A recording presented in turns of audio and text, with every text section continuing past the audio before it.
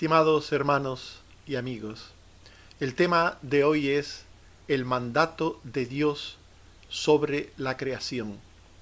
Es muy importante recordar por la Biblia cuál es la naturaleza del mandato primigenio que Dios dio al hombre sobre la creación y cuál ha sido y es la permanente labor del Señor cuidando y sustentando al mundo y a todas sus criaturas para entender cuál debe ser la actitud y el comportamiento humano ante todas sus criaturas, para entender cómo el ser humano debe de respetar la vida, debe de respetar a los animales, a las flores, el mar, los ríos, para entender cómo el hombre debe comportarse frente a la creación, frente a la naturaleza. Es necesario entender primero ese mandato primigenio de Dios sobre todas las cosas y también el ejemplo que Dios nos ha dado en su actitud, en su comportamiento para con su creación. Si no entendemos que Dios protege y cuida a las flores del campo y a las aves de los cielos, como dijo nuestro Señor Jesucristo, ¿cómo vamos a protegerlas y a cuidarlas nosotros? Así pues, libres del prejuicio y del concepto humano del mundo materialista, libre de todo aquello que pueda inducirnos a obrar de una manera distinta a la que Dios quiere, examinemos la enseñanza bíblica sobre la creación. El hombre primigenio fue hecho como el ser más benigno para la creación. El hombre fue creado como la joya de la corona de las obras de Dios. El primer hombre fue hecho a imagen y semejanza de Dios. Génesis 1, 26 al 27 y 31. Dijo Dios, hagamos al hombre a nuestra imagen, conforme a nuestra semejanza. Y creó Dios al hombre a su imagen, a imagen de Dios lo creó, varón y hembra los creó. Y vio Dios todo lo que había hecho, y aquí que era bueno en gran manera. Así pues, la creación es obra de Dios, el hombre también es obra de Dios, y Dios se tomó a sí mismo como modelo para hacer al hombre. Esto es lo que significa que Dios hizo al hombre a su imagen y semejanza. Se tomó a sí mismo como modelo en lo moral, en lo ético, para hacer al hombre. Y ese primer hombre, hecho a la imagen y semejanza de Dios, fue hecho como Señor, usufructuario de la creación. Génesis 1, 26 y 28. Dijo Dios, y señoreé en los peces del mar, en las aves de los cielos, en las bestias, en toda la tierra y en todo animal que se arrastra sobre la tierra. Llenad la tierra y sojuzgadla. Y en el Salmo 8, versículo 6 se dice, le hiciste señorear sobre las obras de tus manos, todo lo pusiste debajo de sus pies. Por tanto, el ser humano no era el dueño, no era el creador, pero Dios le dio todo para disfrute y uso propio. Señoree en los peces del mar, en las aves de los cielos, en las bestias. Llenad la tierra, sojuzgadla. Por tanto, Dios colocó al hombre en el mundo, en el paraíso, y allí le dijo que lo usase, que se sirviese de él para vivir. Le hiciste señorear sobre las obras de tus manos. Todo lo pusiste debajo de sus pies. Esto quiere decir que el primer hombre fue hecho poco menor que los ángeles. Y al igual que ellos, fue hecho como un ser protector y benefactor para la creación. Salmo 8, 4 al 5. ¿Qué es el hombre? Le has hecho poco menor que los ángeles y lo coronaste de gloria y de honra. Los ángeles son ministros que sirven a la creación, que sirven al mundo en su forma natural, en su dimensión natural, y también sirve a la creación humana. Los ángeles son servidores benéficos para la obra de Dios. El ser humano primigenio también era un ser benéfico para la creación.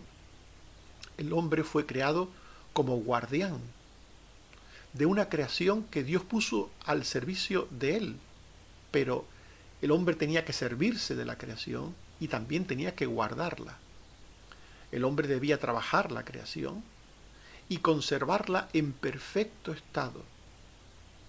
El hombre fue puesto en el jardín o huerto de Dios para su uso y disfrute, pero no podía estropearlo, sino que debía guardarlo. En Génesis 2, 4 al 6 y 15 se dice: estos son los orígenes de toda planta y de toda hierba del campo antes que naciese, porque Jehová Dios aún no había hecho llover sobre la tierra, sino que subía de la tierra un vapor, el cual regaba toda la faz de la tierra.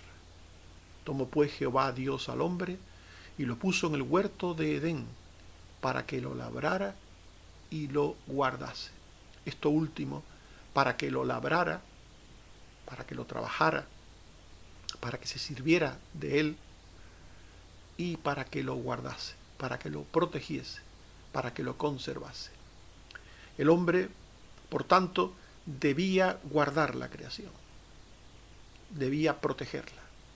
Por eso es que la inventarió, por eso es que se dedicó a conocerla y por eso puso nombre a todas sus criaturas. La mejor manera de guardar algo es poder identificarlo y diferenciarlo. Los nombres de los animales era para conocerlos, para identificarlos y para diferenciarlos. Esto implicaba, por parte del ser humano, conocimiento, cercanía, aprecio, afecto por la creación de Dios. Génesis 2:19. Jehová Dios formó pues de la tierra toda bestia del campo y toda ave de los cielos y las trajo a Adán para que viese cómo las había de llamar. Y todo lo que Adán llamó a los animales vivientes, ese es su nombre. Por tanto, la relación de Adán con la creación fue muy cercana, muy íntima. Una relación de conocimiento, de aprecio, de afecto. Y en esa creación, en ese Edén, el hombre debía multiplicarse a sí mismo sobre la faz de la tierra. Debía producir vida humana y cuidar de la vida ya existente, es decir, de la vida propia y de la vida animal y vegetal. No olvidemos que en aquel tiempo no había muerte en el mundo. Los seres vivientes no morían. El alimento provenía de los seres inanimados. Nos dice Génesis 1:28, y los bendijo Dios y les dijo: fructificad y multiplicaos, llenad la tierra.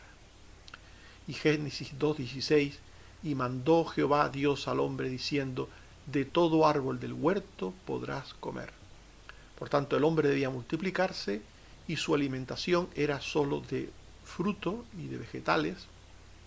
Inicialmente no había, hemos dicho antes, no había muerte y tampoco había muerte entre los animales, es decir, todos los animales originalmente debían ser herbívoros. El hombre, por el pecado que se daría más adelante, pasó de ser dador de vida, cuidador de la vida, a ser causa de la muerte y objetivo de la muerte. En el mundo ideal primero, como hemos dicho, todos los seres vivientes eran vegetarianos. Nadie se comía a nadie. Génesis 1:29 al 30 dice: y dijo Dios: os he dado toda planta que da semilla, que está sobre la tierra, y todo árbol en que hay fruto. Os serán para comer. Y a toda bestia de la tierra, y a todas las aves de los cielos, y a todo lo que se arrastra sobre la tierra, toda planta verde les será para comer. Según este texto, los humanos comían frutos y los animales comían vegetales y frutos. Por tanto, originalmente no había muerte. Esto es importante recordarlo. Pero el ser humano, como hemos dicho, pecó. Y al pecar entró la maldición sobre la criatura humana y por extensión a la creación.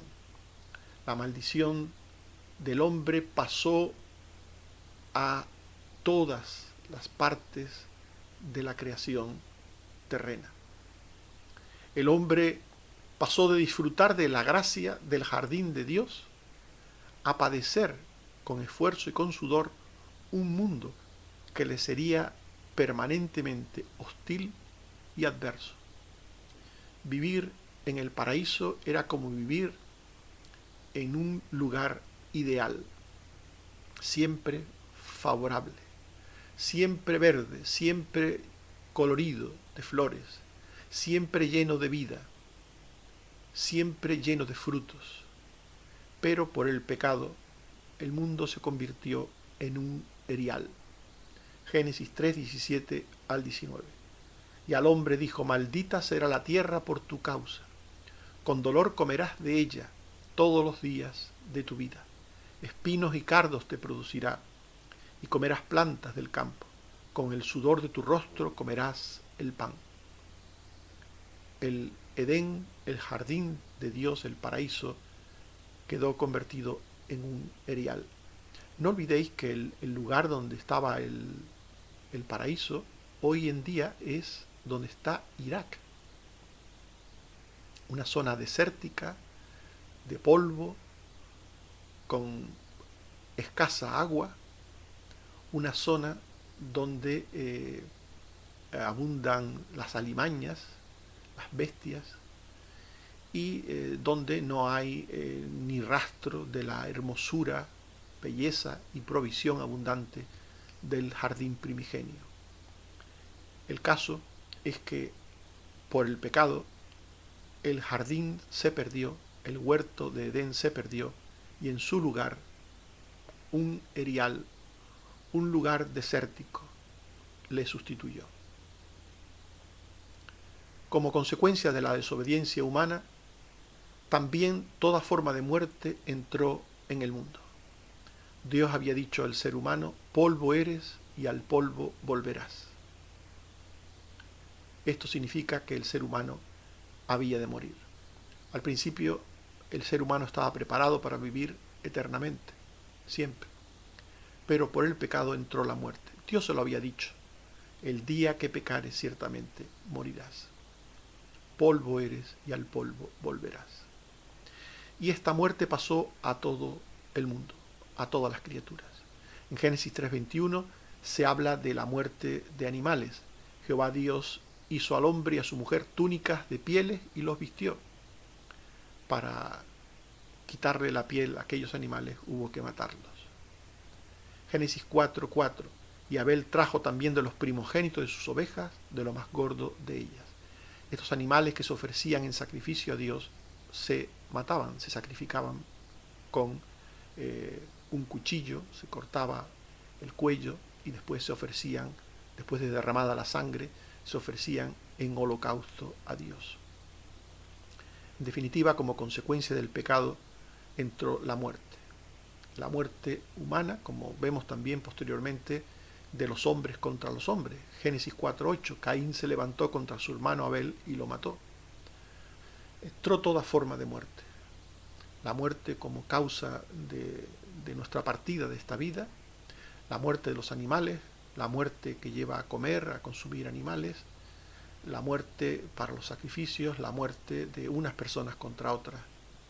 El pecado trajo la muerte. Y el hombre pecador y el redimido deben ser conscientes de todas las cosas que hemos visto, porque tienen un papel que desempeñar frente a la creación de Dios.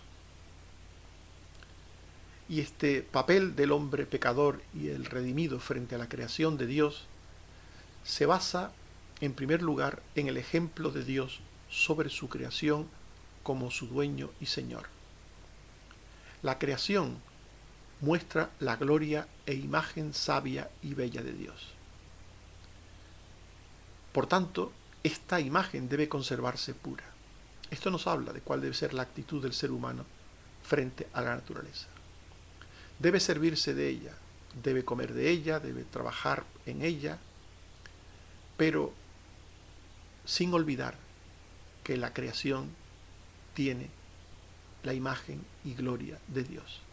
Salmos 19, 1 al 4. Los cielos cuentan la gloria de Dios, y el firmamento anuncia la obra de sus manos. Un día emite palabra a otro día, y una noche a otra noche declara sabiduría. No hay lenguaje ni palabras. Por toda la tierra salió su voz, y hasta el extremo del mundo sus palabras. Así pues, los cielos hablan de Dios, dicen quién es el Creador, anuncian la obra de Dios. Así pues, ese anuncio sin palabras, esa voz sin palabras, que está impresa en todas las cosas, en la imagen de las cosas, no debe ser destruida por el ser humano. Dios cuida y sustenta su creación mediante leyes que la rigen y gobiernan. En el Salmo 147, 8 al 9, se dice que Él, Dios, es el que prepara la lluvia para la tierra, el que hace a los montes producir hierba. Él da a la bestia su mantenimiento y a los hijos de los cuervos que claman. Mateo 6, 26 y 28 al 30 se dice: mirad las aves del cielo, cómo vuestro Padre Celestial las alimenta. Considerad los lirios del campo, que ni aun Salomón con toda su gloria se vistió como uno de ellos. La hierba del campo Dios la viste así, de hermosa. Por tanto, si Dios cuida de la creación, si Dios sustenta y cuida de la creación, ¿qué hemos de hacer nosotros? Esta es la pregunta que vamos dejando en el aire. Dios desea proteger y conservar a todas las especies de la creación. En Génesis 7, 2 al 3, se nos dice que Dios le dijo a Noé: de todo animal limpio tomarás 7 parejas, y de todo animal no limpio una pareja, macho y hembra, para conservar viva la especie sobre la faz de la tierra, para conservar viva la especie sobre la faz de la tierra. Génesis 8, 1 y 17, y se acordó Dios de Noé y de todos los animales y de todas las bestias que estaban con él en el arca, y dijo: vayan por la tierra y fructifiquen y multiplíquense. Esto es lo que quiere Dios de los seres humanos y también de los animales, de las bestias, que fructifiquen, que se multipliquen. Por tanto, no es la voluntad de Dios que ninguna especie animal sea quitada, eliminada de la tierra. No es la voluntad de Dios. El ser humano tampoco debe acabar con ninguna especie animal de la tierra. Este es el ejemplo de Dios. Dios cuida de la creación, Dios la protege, provee para ella y no quiere que ninguna especie deje de existir. Fue por el pecado que el hombre se convirtió en depredador y destructor de la creación. A partir del pecado, no olviden que al principio el hombre era el guardián de la creación, pero por el pecado el hombre se convirtió en un depredador, en una termita para la creación, se convirtió en fuego para un bosque. El pecado humano afecta a la creación para mal, la contamina y la corrompe. Romanos 8, 20 al 22. La creación fue sujetada a vanidad, no por su propia voluntad. La creación misma será liberada de la esclavitud de corrupción. Toda la creación gime a una, y a una está con dolores de parto hasta ahora. Este texto es muy interesante, es muy profundo, pero muy interesante, y nos muestra cómo la creación fue afectada por el pecado. Afectada a una especie de esclavitud, a una especie de corrupción, a una especie de dolores permanentes de los que gime por librarse. Lo que nos viene a decir en definitiva este texto y otros tantos de la Biblia es que el pecado ensucia. El pecado contamina las calles, los montes, el mar, los ríos, el aire, la atmósfera, el espacio. El pecado agota e inutiliza la tierra para el cultivo, acaba con las especies de animales, desertiza la tierra mediante talas abusivas o quemas de bosque. El pecado agota los recursos naturales. El pecado lleva a actitudes y comportamientos extremos sobre las personas y sobre la naturaleza. En Jonás 4, 9 al 11 se habla de uno de esos comportamientos extremos, el de Jonás. Dijo Dios a Jonás: ¿tanto te enojas por la calabacera? Y él respondió: mucho me enojo, hasta la muerte. Y dijo Jehová: ¿tuviste tu lástima de la calabacera, en la cual no trabajaste, ni la hiciste crecer, que en una noche nació y en otra pereció? Y no tendré yo piedad de Nínive, aquella gran ciudad, donde hay más de 120.000 personas, que no saben discernir entre su mano derecha y su mano izquierda, y muchos animales. La paradoja en Jonás se daba en que se preocupó mucho por la pérdida de una calabacera y no se preocupaba de la pérdida de las vidas de los habitantes de Nínive. Él no quería ir a Nínive a proclamar la salvación de Dios. Él no quería. No le importaban la vida de las personas humanas. Sin embargo, le preocupó mucho la vida de la calabacera, la vida del gusano. Y aquí, evidentemente, está uno de los grandes comportamientos extremos de las personas con respecto a la naturaleza. Es un error apreciar más la naturaleza que al hombre. Esto es un error. Pero también es un error lo contrario. Es un pecado no apreciar la naturaleza, excusándose en el aprecio al hombre. Así pues, lo que Dios quiere es que tengamos la actitud justa, la actitud correcta.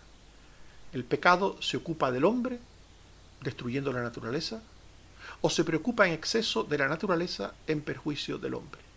Estas son las dos conductas extremas del ser humano. Por amor al hombre destruye la naturaleza, y por amor a la naturaleza le importa poco el hombre. Dos conductas, ambas igualmente malas, negativas, destructivas. Dios cuida del hombre y de la naturaleza. Ese es el ejemplo de Dios. Y el Hijo de Dios, el creyente, debe imitar a su Señor. Debe cuidar del hombre y de la naturaleza. Debe generar vida y guardar la creación. El creyente debe ser instrumento de vida para la tierra. Génesis 9:1. Bendijo Dios a Noé y a sus hijos y les dijo: fructificad y multiplicaos y llenad la tierra. El ser humano debe proteger la vida ya existente, la vida humana, y proveer de nueva vida. Debe tener hijos. En la medida de sus posibilidades, debe tener hijos. Hay en estos tiempos una actitud negativa de muchas personas al hecho de tener hijos. Hay personas que creen que estos son un obstáculo, un impedimento para realizarse, para disfrutar de la vida, para hacer lo que ellos quieren.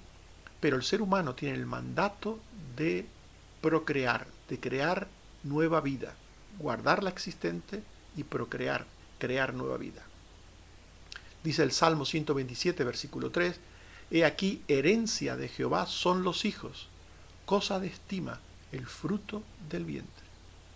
Por tanto, debemos de apreciar la vida.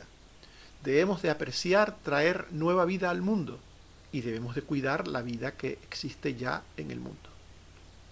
También el ser humano, y concretamente el creyente, debe cuidar la creación, dejando reposar a esta creación para que se regenere y recupere su fuerza vital.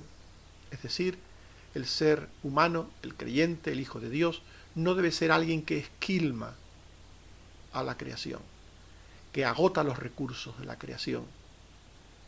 Dice Levítico 25, 3 al 6, 6 años sembrarás tu tierra, y 6 años podarás tu viña y recogerás sus frutos. Pero el 7º año la tierra tendrá descanso, reposo para Jehová. No sembrarás tu tierra, ni podarás tu viña.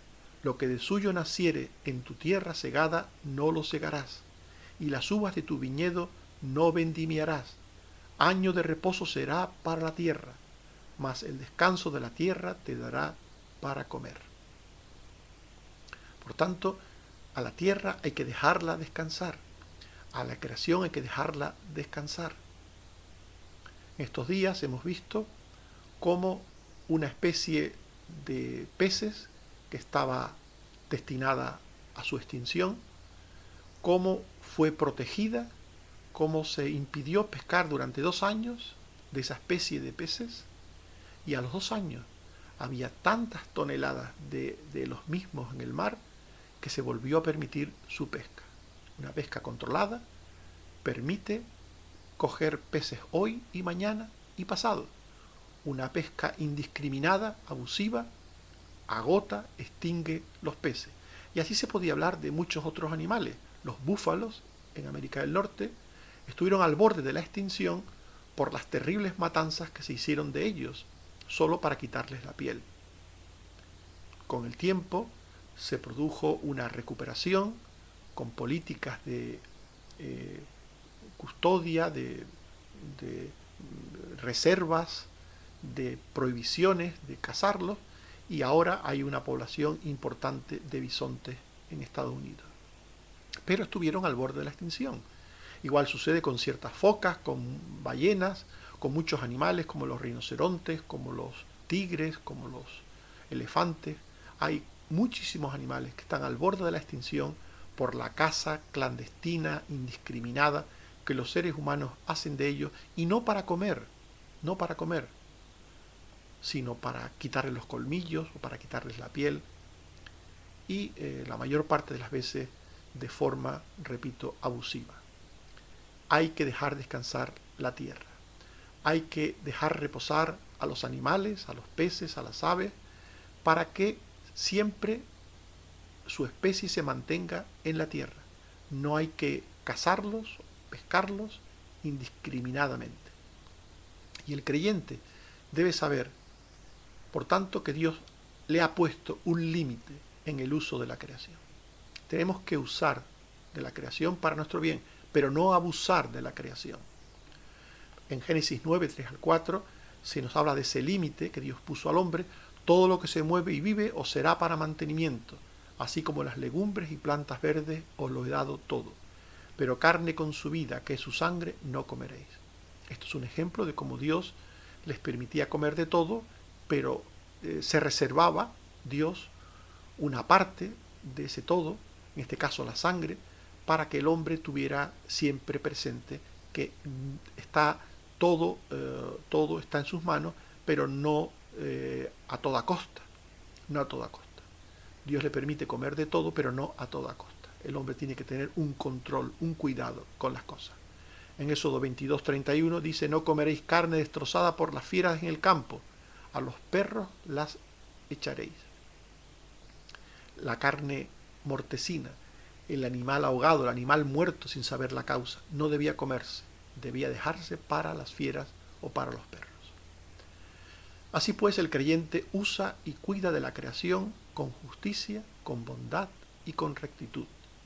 Dice Proverbios 12:10, el justo cuida de la vida de su bestia, mas el corazón de los impíos es cruel. El justo cuida de la vida de su bestia. Eclesiastés 2, 4 al 6, planté para mí viñas, me hice huertos y jardines, y planté en ellos árboles de todo fruto. Me hice estanques de aguas para regar de ellos el bosque donde crecían los árboles. Debemos tener árboles y jardines, y regarlos, cuidarlos, protegerlos. Es decir, el ser humano tiene que cuidar de la creación, tiene que cuidar de la vida de su bestia, tiene que cuidar de las cosas que Dios ha creado, porque éstas tienen la imagen de Dios. El creyente no cae en extremos. No cae en extremos. Hemos hablado antes de los extremos. El creyente no cae en ellos al considerar y usar de la creación. Uno de esos extremos es la idolatría. La idolatría es una actitud hacia la creación de idolatría. Dice Isaías 44, 13 al 15, el carpintero corta cedros, toma ciprés y encina, planta pino. De él se sirve luego el hombre para quemar, para calentarse. Enciende también el horno y cuece panes. Pero dice ahora, hace además un dios y lo adora. Fabrica un ídolo y se arrodilla delante de él. No podemos fabricar un ídolo del palo. No podemos hacer un ídolo del palo. No podemos adorar y venerar a la creación, ni a toda ella, ni a ninguna de sus partes. Esto es un extremo, la veneración de la creación, la llamada madre naturaleza por algunos. La creación no es nuestra madre. Nuestro padre y madre es Dios. Dios es nuestro creador, no la creación. La creación es obra de Dios. La creación también fue hecha por Dios. Llamar madre naturaleza a la naturaleza es endiosarla, es darle unas cualidades divinas, es otorgarle unos poderes divinos. Solo Dios es creador. Nosotros procedemos de Dios, no de la madre naturaleza. No podemos adorar a la naturaleza. En Romanos 1:25, Pablo, el apóstol Pablo, condena esta actitud de culto a la naturaleza cuando dice: cambiaron la verdad de Dios por la mentira, honrando y dando culto a las criaturas antes que al Creador, el cual es bendito por los siglos. Así pues, no debemos dar culto a la naturaleza, no debemos apreciar tanto a la naturaleza que nos olvidemos de Dios, nos olvidemos de las personas, nos olvidemos de las cosas que realmente son importantes, que es todo. Para Dios lo importante es todo, no ninguna de sus partes, sino todo, el conjunto de las cosas. Y el cristiano tiene una visión de conjunto de todas las cosas. En definitiva, hemos estudiado el mandato de Dios sobre la creación. Y hemos visto que el hombre primigenio fue hecho como el ser más benigno para la creación. El hombre fue creado como la joya de la corona de la obra de Dios. El hombre fue creado como guardián de una creación que fue puesta al servicio de él. El hombre pasó de ser dador y cuidador de la vida a ser causa y objetivo de la muerte. Y hemos visto también que el hombre pecador y el redimido, frente a la creación de Dios, tienen distintas actitudes. El hombre pecador es destructor y depredador de la creación. Y Dios, que es el dueño y señor de la creación, nos da el ejemplo de lo que hay que hacer con la creación. No destruirla, no depredarla. Él la cuida y la protege. Por tanto, el Hijo de Dios debe imitar a su Señor, generando vida y guardando a la creación. Que Dios nos ayude a tener una visión de conjunto, una visión bíblica sobre la creación para saber desempeñar nuestro papel con ella. Que imitemos a Dios. Él protege y cuida a la creación y nosotros debemos servirnos de ella, pero también protegerla y cuidarla. Que el Señor nos bendiga. Amén. Oremos. Señor, te damos las gracias por tu palabra. Te damos las gracias porque nos muestras cómo tú creaste todas las cosas desde el principio y también nos creaste a nosotros y nos pusiste al frente de la creación para servirnos de ella, para disfrutar de ella, pero también para cuidarla y protegerla. Así como tú haces, Señor. Ayúdanos a trabajar, a servirnos de los frutos, de los animales, de la tierra, para mantener la vida humana, pero ayúdanos, Señor, a hacerlo con sabiduría, para no quemar los campos, ni las tierras, ni los bosques, para no acabar con las especies, ni contaminar los ríos, ni los campos, ni los montes, ni las ciudades, ni ninguna cosa. Ayúdanos, Señor, a usar sin abusar de la creación. Gracias, Señor, también porque sigues dando sanidad. Gracias porque en ti esperamos que los enfermos se recuperen. Gracias por todo lo que estás haciendo por cada uno de ellos, Señor. Gracias porque también en ti esperamos para la resolución de conflictos, de problemas, para que tú cubras las necesidades de todos tus hijos. Gracias, Señor. Bendito seas, porque eres bueno y porque para siempre es tu misericordia. Por Jesucristo, tu Hijo. Amén. Que el Señor nos bendiga a todos. Amén.